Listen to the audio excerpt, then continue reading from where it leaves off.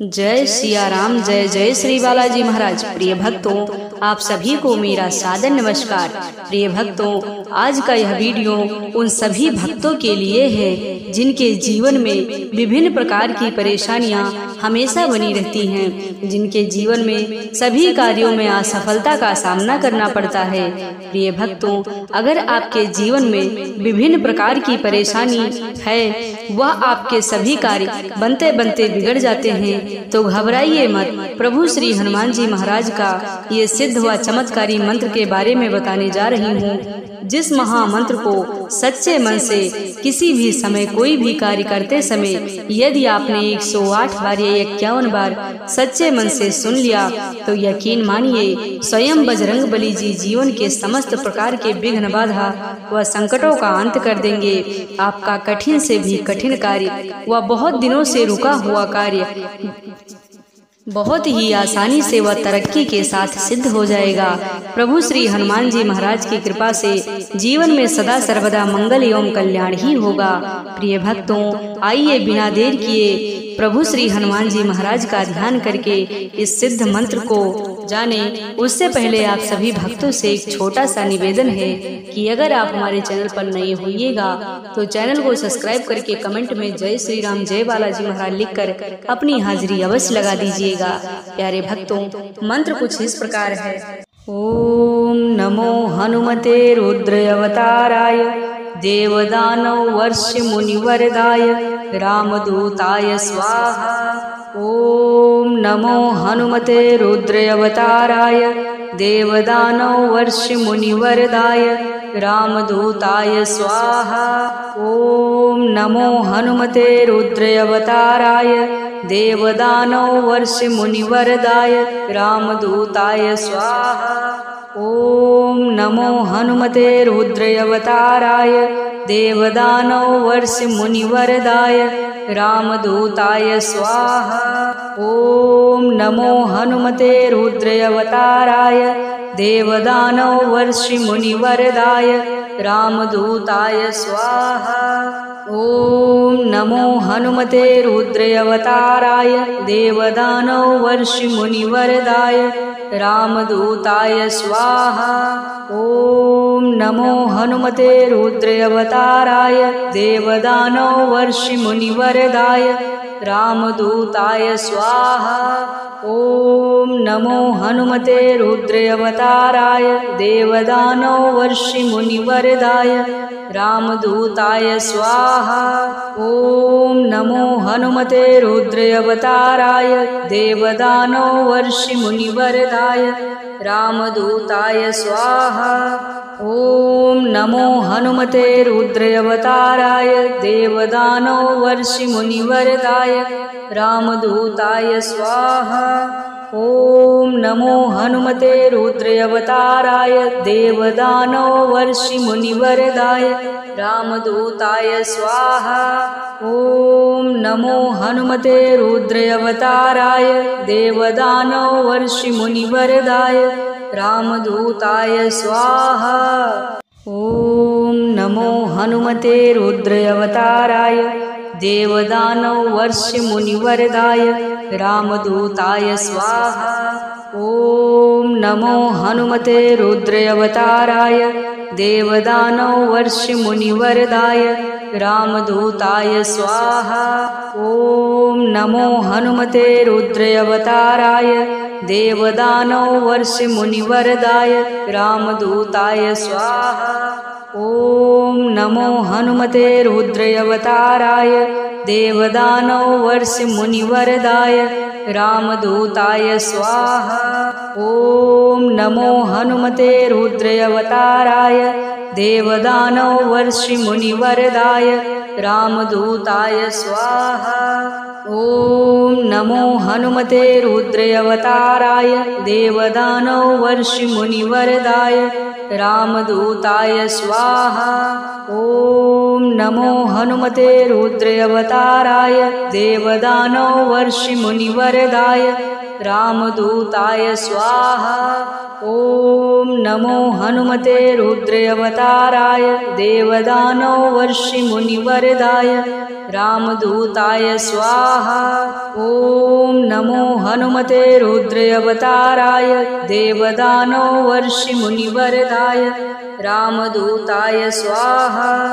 ॐ नमो हनुमते रुद्रावताराय देवदानो वर्षिमुनिवरदाय रामदूताय स्वाहा। ॐ नमो हनुमते रुद्रावताराय देवदानो वर्षिमुनिवरदाय रामदूताय स्वाहा। ॐ नमो हनुमते रुद्रावताराय देवदानो वर्षिमुनिवरदाय रामदूताय स्वाहा। ॐ नमो हनुमते रुद्रावताराय देवदानो वर्षिमुनिवरदाय रामदूताय स्वाहा। ॐ नमो हनुमते रुद्रावताराय देवदानो वर्षिमुनिवरदाय रामदूताय स्वाहा। ॐ नमो हनुमते रुद्रावताराय देवदानो वर्षिमुनिवरदाय रामदूताय स्वाहा। ॐ नमो हनुमते रुद्रावताराय देवदानो वर्षिमुनिवरदाय रामदूताय स्वाहा। ॐ नमो हनुमते रुद्रावताराय देवदानो वर्षिमुनिवरदाय रामदूताय स्वाहा। ॐ नमो हनुमते रुद्रावताराय देवदानो वर्षिमुनिवरदाय रामदूताय स्वाहा। ॐ नमो हनुमते रुद्रावताराय देवदानो वर्षिमुनिवरदाय रामदूताय स्वाहा। ॐ नमो हनुमते रुद्रावताराय देवदानो वर्षिमुनिवरदाय रामदूताय स्वाहा। ॐ नमो हनुमते रुद्रावताराय देवदानो वर्षिमुनिवरदाय रामदूताय स्वाहा। ॐ नमो हनुमते रुद्रावताराय देवदानो वर्षिमुनिवरदाय रामदूताय स्वाहा। ॐ नमो हनुमते रुद्रावताराय देवदानो वर्षिमुनिवरदाय रामदूताय स्वाहा। ॐ नमो हनुमते रुद्रावताराय देवदानो वर्षिमुनिवरदाय रामदूताय स्वाहा। ॐ नमो हनुमते रुद्रावताराय देवदानो वर्षिमुनिवरदाय रामदूताय स्वाहा। ॐ नमो हनुमते रुद्रावताराय देवदानो वर्षिमुनिवरदाय रामदूताय स्वाहा। ॐ नमो हनुमते रुद्रावताराय देवदानो वर्षिमुनिवरदाय रामदूताय स्वाहा। ॐ नमो हनुमते रुद्रावताराय देवदानो वर्षिमुनिवरदाय रामदूताय स्वाहा।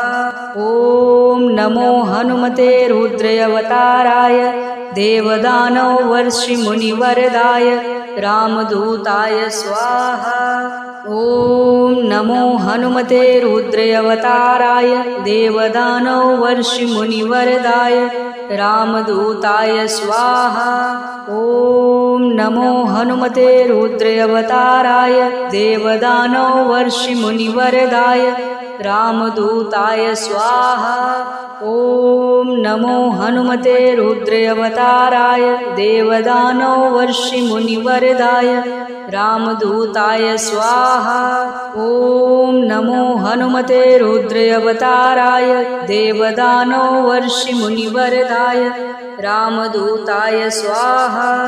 ॐ नमो हनुमते रुद्रावताराय देवदानो वर्षिमुनिवरदाय रामदूताय स्वाहा।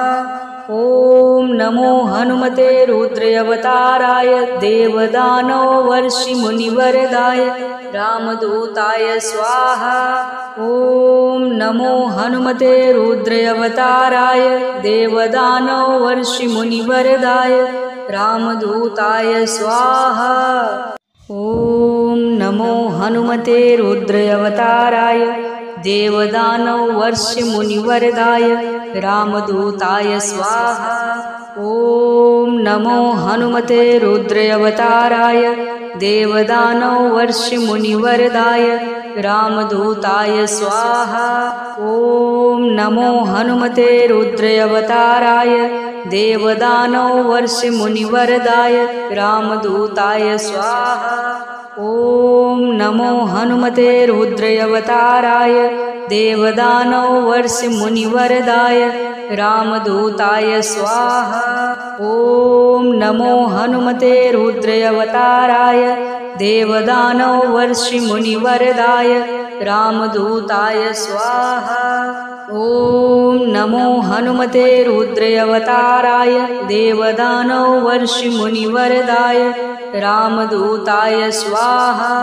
ॐ नमो हनुमते रुद्रावताराय देवदानवर्षिमुनिवरदाय रामदूताय स्वाहा।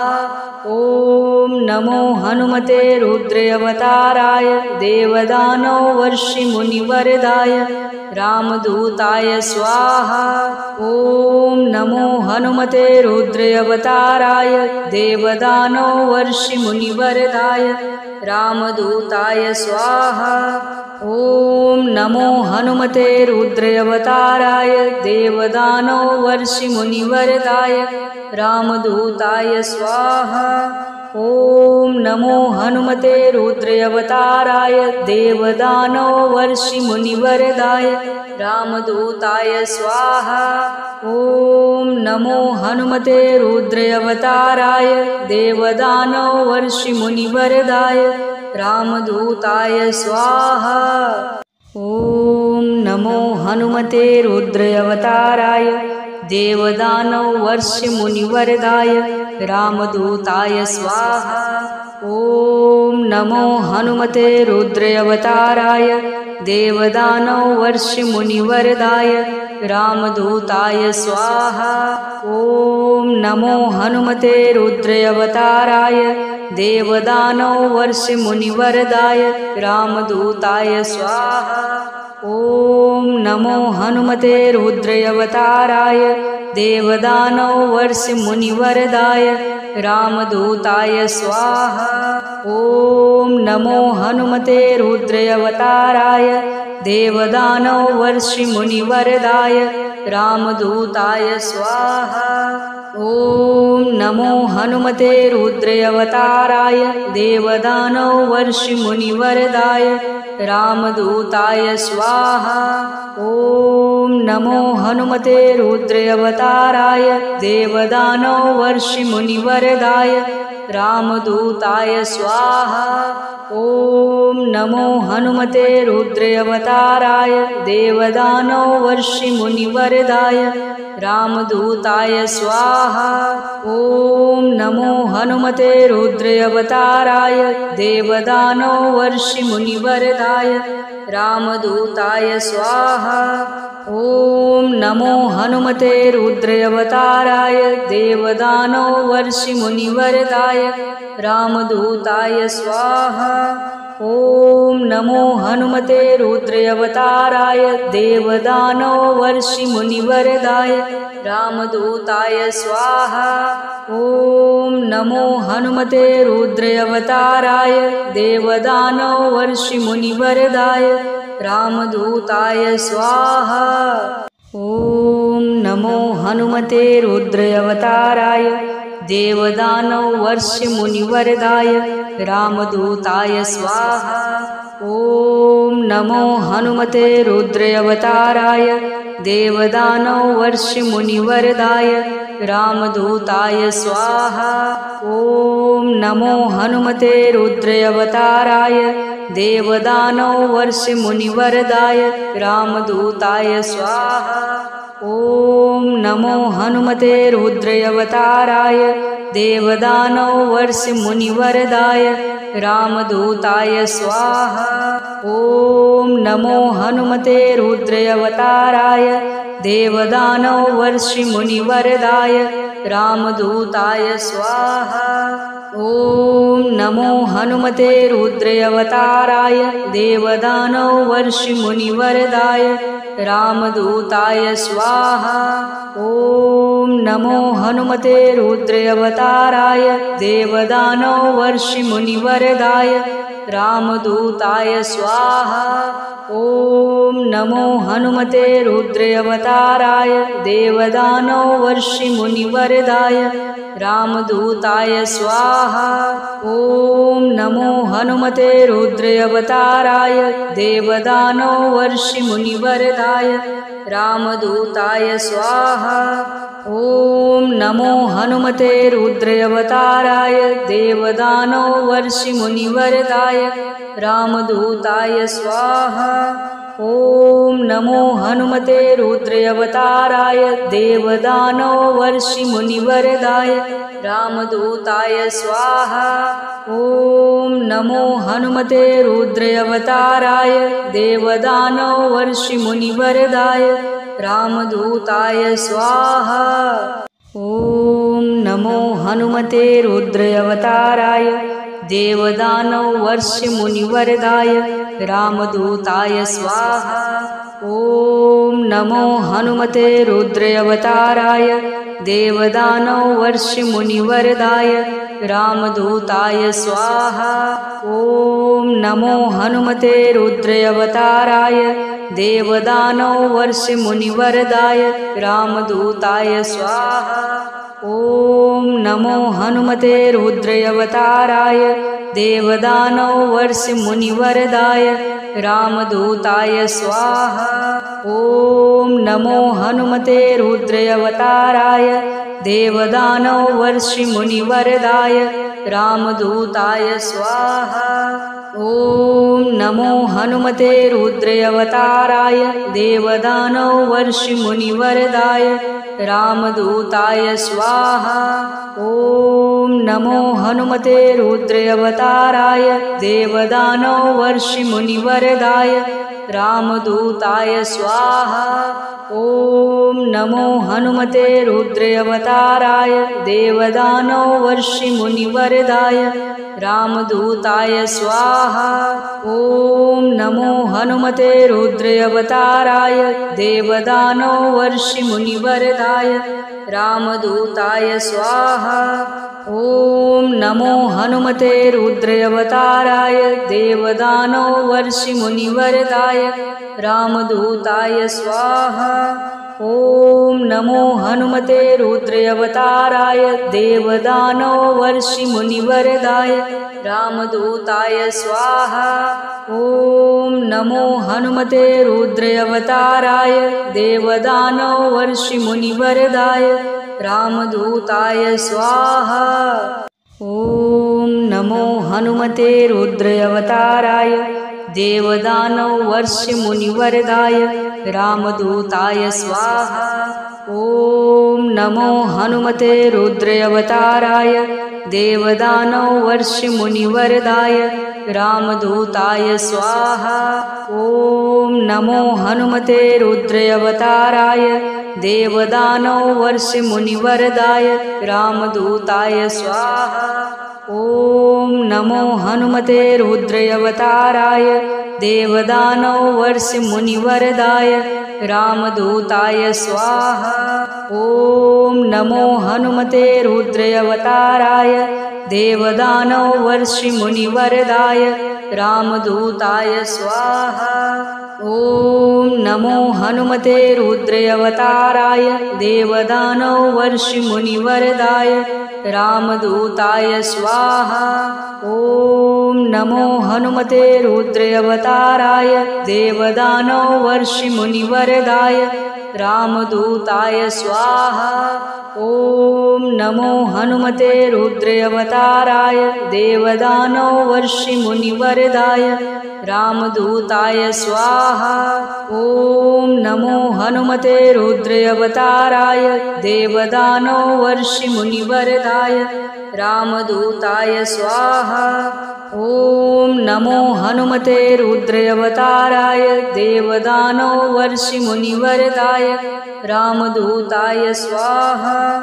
ॐ नमो हनुमते रुद्रावताराय देवदानवर्षिमुनिवरदाय रामदूताय स्वाहा। ॐ नमो हनुमते रुद्रावताराय देवदानवर्षिमुनिवरदाय रामदूताय स्वाहा। ॐ नमो हनुमते रुद्रावताराय देवदानवर्षिमुनिवरदाय रामदूताय स्वाहा। ॐ नमो हनुमते रुद्रावताराय देवदानवर्षिमुनिवरदाय रामदूताय स्वाहा। ॐ नमो हनुमते रुद्रावताराय देवदानवर्षिमुनिवरदाय रामदूताय स्वाहा। ॐ नमो हनुमते रुद्रावताराय देवदानवर्षिमुनिवरदाय रामदूताय स्वाहा। ॐ नमो हनुमते रुद्रावताराय देवदानवर्षिमुनिवरदाय रामदूताय स्वाहा। ॐ नमो हनुमते रुद्रावताराय देवदानवर्षिमुनिवरदाय रामदूताय स्वाहा। ॐ नमो हनुमते रुद्रावताराय देवदानवर्षिमुनिवरदाय रामदूताय स्वाहा। ॐ नमो हनुमते रुद्रावताराय देवदानवर्षिमुनिवरदाय रामदूताय स्वाहा। ॐ नमो हनुमते रुद्रावताराय देवदानवर्षिमुनिवरदाय रामदूताय स्वाहा। ॐ नमो हनुमते रुद्रावताराय देवदानवर्षिमुनिवरदाय रामदूताय स्वाहा। ॐ नमो हनुमते रुद्रावताराय देवदानवर्षिमुनिवरदाय रामदूताय स्वाहा। ॐ नमो हनुमते रुद्रावताराय देवदानवर्षिमुनिवरदाय रामदूताय स्वाहा।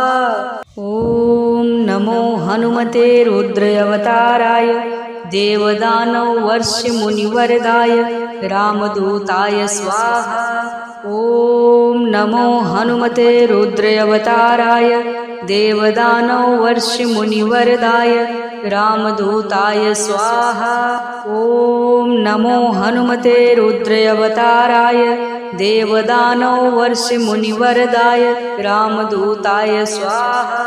ॐ नमो हनुमते रुद्रावताराय देवदानवर्षिमुनिवरदाय रामदूताय स्वाहा। ॐ नमो हनुमते रुद्रावताराय देवदानवर्षिमुनिवरदाय रामदूताय स्वाहा। ॐ नमो हनुमते रुद्रावताराय देवदानवर्षिमुनिवरदाय रामदूताय स्वाहा। ॐ नमो हनुमते रुद्रावताराय देवदानवर्षिमुनिवरदाय रामदूताय स्वाहा। ॐ नमो हनुमते रुद्रावताराय देवदानवर्षिमुनिवरदाय रामदूताय स्वाहा।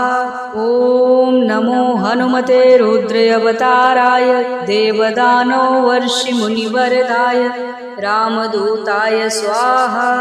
ॐ नमो हनुमते रुद्रावताराय देवदानवर्षिमुनिवरदाय रामदूताय स्वाहा। ॐ नमो हनुमते रुद्रावताराय देवदानवर्षिमुनिवरदाय रामदूताय स्वाहा।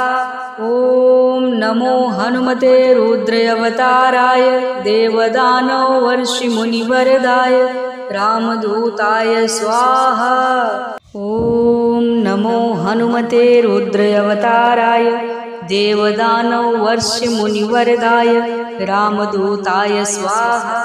ॐ नमो हनुमते रुद्रावताराय देवदानवर्षिमुनिवरदाय रामदूताय स्वाहा।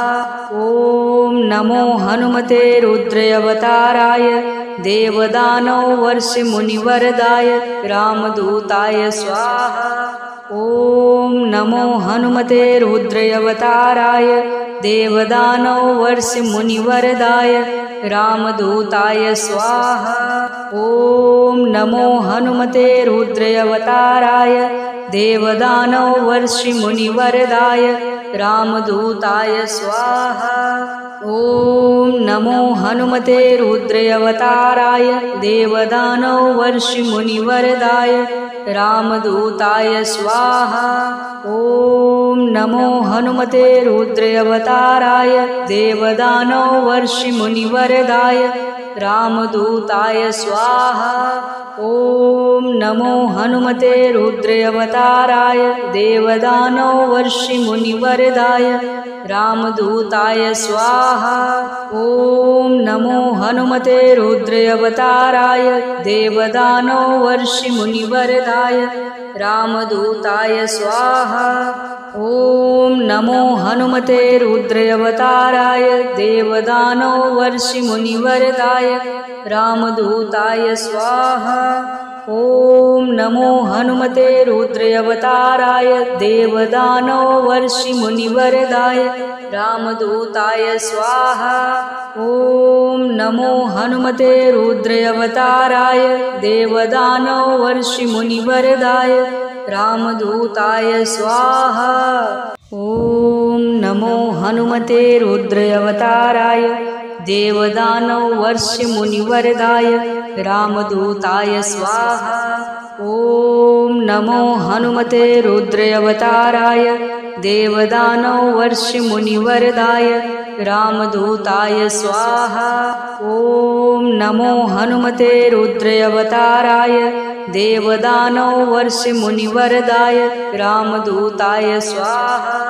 ॐ नमो हनुमते रुद्रावताराय देवदानवर्षिमुनिवरदाय रामदूताय स्वाहा। ॐ नमो हनुमते रुद्रावताराय देवदानवर्षिमुनिवरदाय रामदूताय स्वाहा। ॐ नमो हनुमते रुद्रावताराय देवदानवर्षिमुनिवरदाय रामदूताय स्वाहा। ॐ नमो हनुमते रुद्रावताराय देवदानवर्षिमुनिवरदाय रामदूताय स्वाहा। ॐ नमो हनुमते रुद्रावताराय देवदानवर्षिमुनिवरदाय रामदूताय स्वाहा। ॐ नमो हनुमते रुद्रावताराय देवदानवर्षिमुनिवरदाय रामदूताय स्वाहा। ॐ नमो हनुमते रुद्रावताराय देवदानवर्षिमुनिवरदाय रामदूताय स्वाहा। ॐ नमो हनुमते रुद्रावताराय देवदानवर्षिमुनिवरदाय रामदूताय स्वाहा। ॐ नमो हनुमते रुद्रावताराय देवदानवर्षिमुनिवरदाय रामदूताय स्वाहा। ॐ नमो हनुमते रुद्रावताराय देवदानवर्षिमुनिवरदाय रामदूताय स्वाहा। ॐ नमो हनुमते रुद्रावताराय देवदानवर्षिमुनिवरदाय रामदूताय स्वाहा।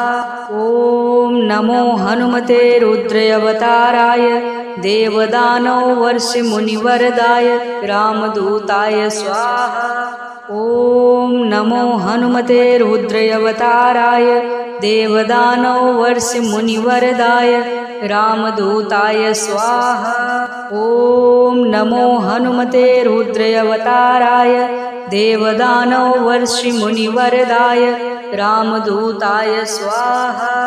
ॐ नमो हनुमते रुद्रावताराय देवदानव